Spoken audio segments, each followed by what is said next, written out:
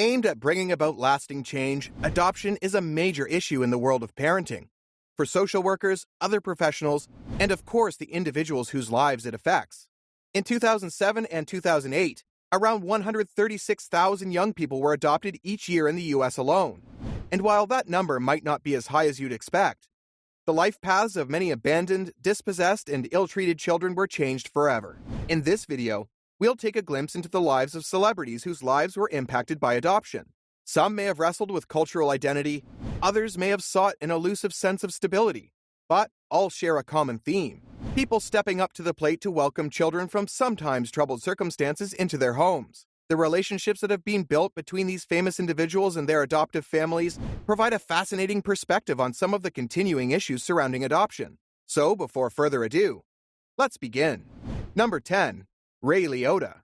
6 months after his birth in 1954, Hollywood actor Ray Liotta, perhaps widely known for his role as Henry Hill in Goodfellas, was adopted by Mary Liotta, a town clerk, and her husband, Alfred Liotta, the proprietor of a car parts store and a nearby Democratic Club president. Liotta then grew up with his new parents in New Jersey and tried to put thoughts of his biological parentage out of his mind.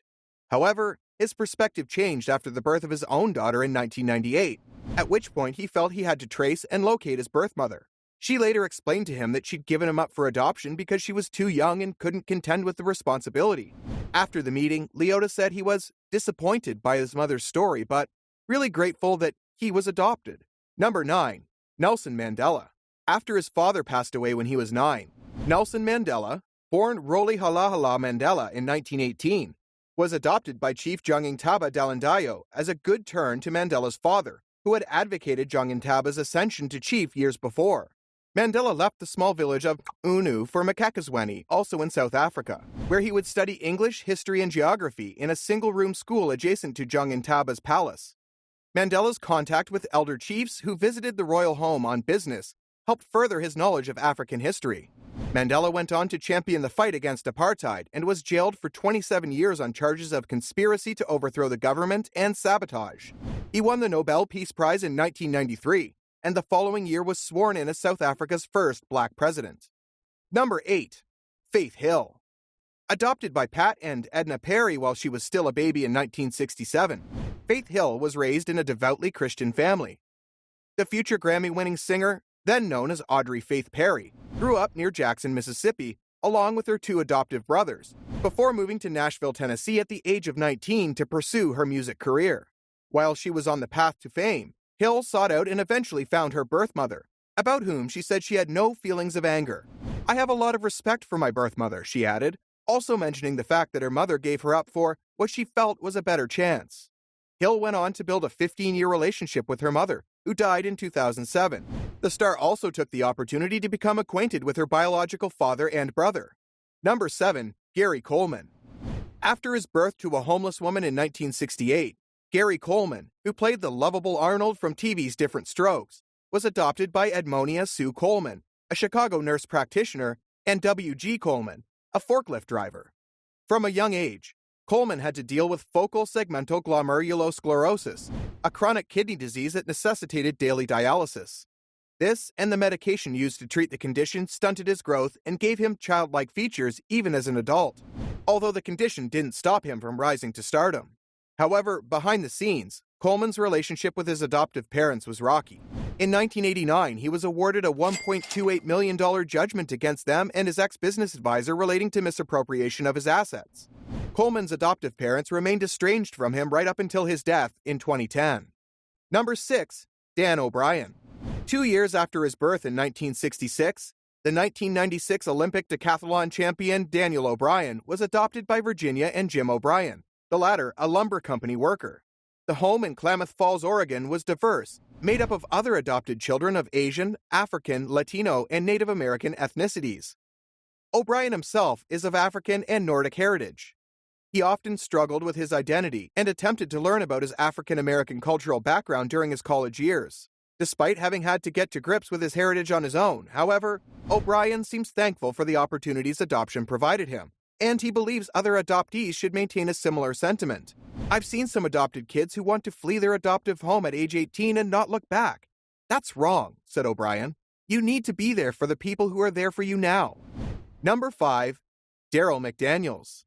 Daryl McDaniels, the DMC, devastating mic controller of hip-hop group Run DMC, was adopted by Byford and Banna McDaniels not long after his birth in 1964.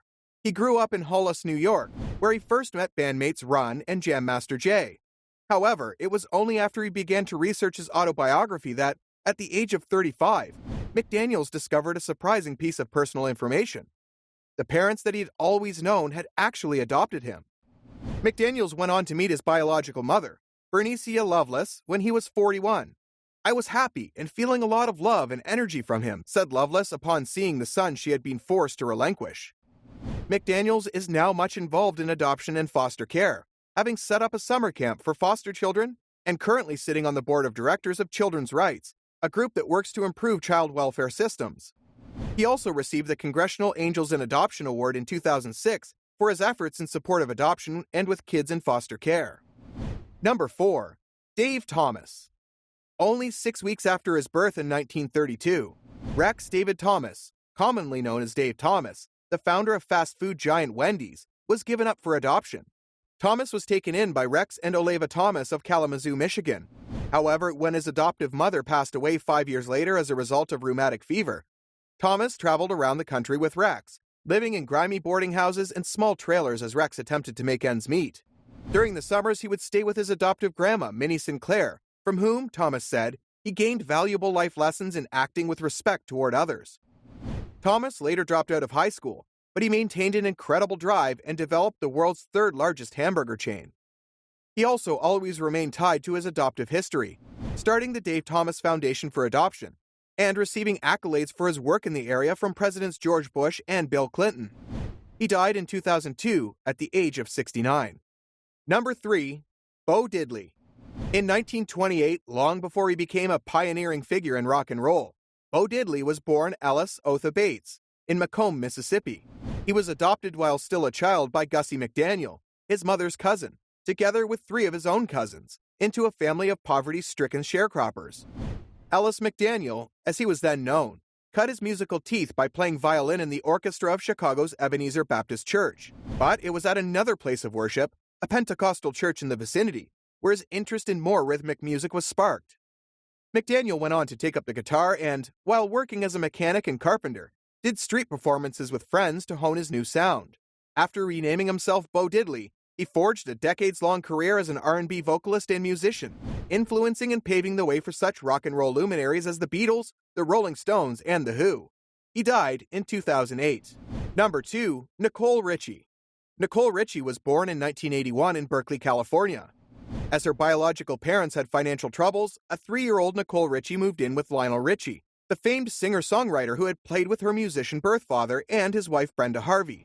"My parents trusted that they would be better able to provide for me," said Richie about her new family. Her adoption did not actually become official until she was 9 years of age. And what's more, only 1 year later, in the wake of his infidelity and domestic issues with Harvey, Lionel moved out of the house, which apparently had a big effect on Nicole. "Nicole was really crazy about her dad," explained Harvey. Nicole Richie went on to have a career in reality television and is the creator of House of Harlow, a jewelry, clothing, and accessories collection. Number 1. Steve Jobs. Was Steve Jobs adopted? Yes. Steve Jobs, the co-founder and former CEO of Apple Inc., was born to Joanne Shibli and Abdul Fattah Jendali, a Syrian immigrant, in 1955. The couple had gotten together at the University of Wisconsin, but the parents of Shibli, a Swiss-American Catholic, would not consent to her marrying an Arab, although the pair were later wed anyway. This situation precipitated a trip to California for Shibli, where she gave birth to Steve and subsequently put him up for adoption. Thus, Steve became part of the family of Paul and Clara Jobs.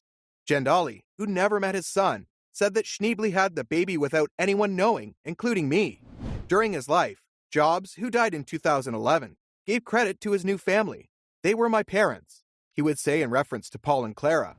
Paul was a carpenter and mechanic, and his knowledge of electronics and tinkering was passed on to Jobs, whose new hobby arguably served him well in his later forays into technology.